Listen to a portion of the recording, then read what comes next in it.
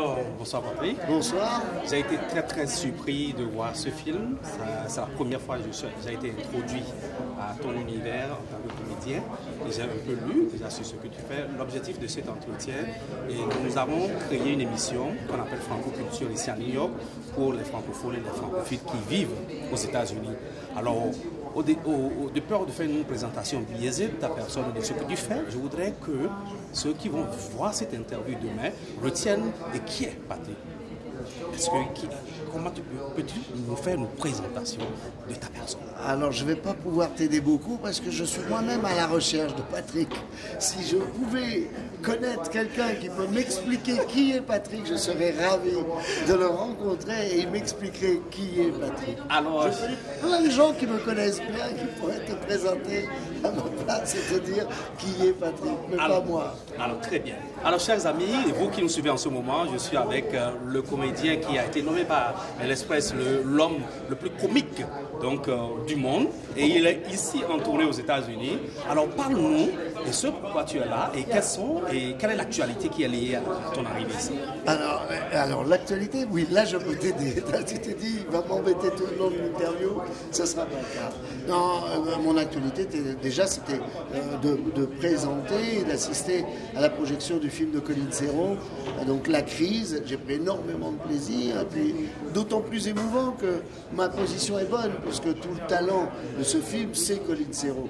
J'étais assez décontracté, puisque vraiment, j'avais pas de doute là-dessus. C'est un film qui a 25 ans, et je voyais à quel point les gens riaient, les gens étaient émus, et à quel point, j'allais dire malheureusement, formidable pour le talent de Colin, extraordinaire, parce que c'est un film d'anticipation, mais malheureusement tellement d'actualité que les gens que le public et moi aussi en tant que public, je suis rentré dans ce film, était bouleversé par rapport aux situations qu'on vit en ce moment. Est-ce qu'on peut dire que Colin Serrault, dans La Crise, a été visionnaire de ce que le monde vit aujourd'hui? Oui, elle est visionnaire, elle est témoin du monde dans lequel on vivait et visionnaire des conséquences du monde dans lequel on vit. C'est-à-dire qu'aujourd'hui, si elle devait refaire un film sur notre époque, il faudrait qu'elle fasse un film sur les conséquences de nos actes d'aujourd'hui. Alors, quelle est la place pour parler d'autre chose, de la place du cinéma? C'est aujourd'hui aux États-Unis. Vous qui avez fait plusieurs voyages et qui connaissez les deux mondes, et quel est votre avis là-dessus? Que le cinéma américain est un genre en soi et que c'est fantastique et que moi je suis un grand client du cinéma américain et que le cinéma français a sa place dans le monde avec son entité.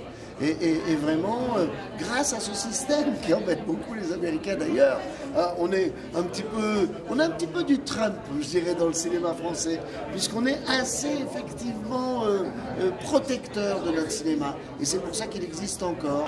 Donc, c'est vrai qu'à se protéger, en disant il faut qu'on continue de vivre, on continue de vivre. Sauf que, à la différence, nous n'avons jamais fermé la porte aux autres. Et on vit, oui, mais aussi avec les autres. Donc le cinéma français, il a sa culture, et là on le voit, une identité forte, et ce qui n'empêche absolument pas ni le cinéma américain de vivre et de faire exactement la carrière industrielle dans le monde entier qu'il a. Alors, chers amis de Franco-Culture, le vendredi et le samedi, nous allons vivre l'actualité On ne peut pas rire du tout. Et pourquoi ce titre? Parce que c'est un prétexte à rire de tout, en fait. On ne peut pas rire de tout. C'était d'ailleurs quand je présentais l'affiche et qu'il y avait marqué Patrick Timsit, on ne peut pas rire de tout. Les gens, pour découvrir, quand je leur faisais découvrir, ils lisaient Patrick Timsit, on peut rire de tout. Ils ne lisaient pas le ne et le pas, que j'ai détaché un petit peu du coup dans la nouvelle affiche. C'est vraiment ce qui va englober beaucoup de sujets qui me font rire et qui nous ont inspirés.